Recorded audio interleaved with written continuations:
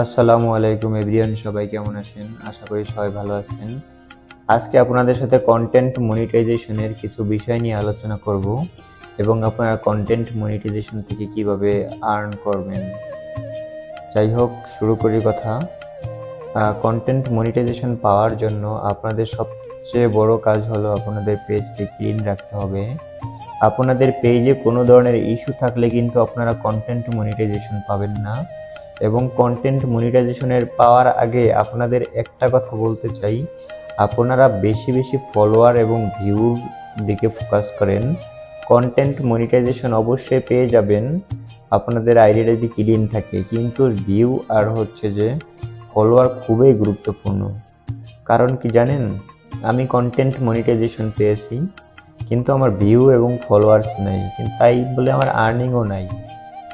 আমি হচ্ছে যে যখন কন্টেন্ট মনিটাইজেশন পেয়েছি তার আগে চিন্তা করতাম ফেসবুক আমাকে কবে কন্টেন্ট মনিটাইজেশন দিবে।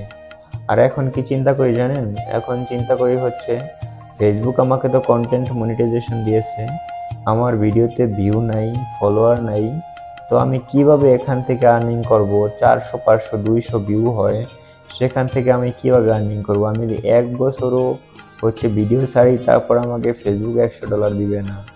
কারণ তাই সবচেয়ে বড় ফোকাস হলো আপনাদের ফলোয়ার্স এবং হচ্ছে ভিউ আর এঙ্গেজমেন্ট।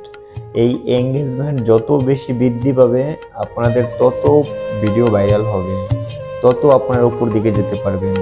আর বড় কথা হলো, যদি একটা আইডিতে ভিউ এবং ফলোয়ার দিয়ে উপরের দিকে যান তাহলে কিন্তু ফেসবুক বাধ্য হয়ে আপনার বাসায় নিয়ে আসবে কন্টেন্ট মনিটাইজেশন। আপনাকে তার জন্য কোনো ধরনের চিন্তা করতে হবে না। যাই হোক, আপনাদের কাছে একটা রিকোয়েস্ট, আপনি ভিউ বাড়ান, ফলোয়ার বাড়ান, এঙ্গেজমেন্ট বাড়ান।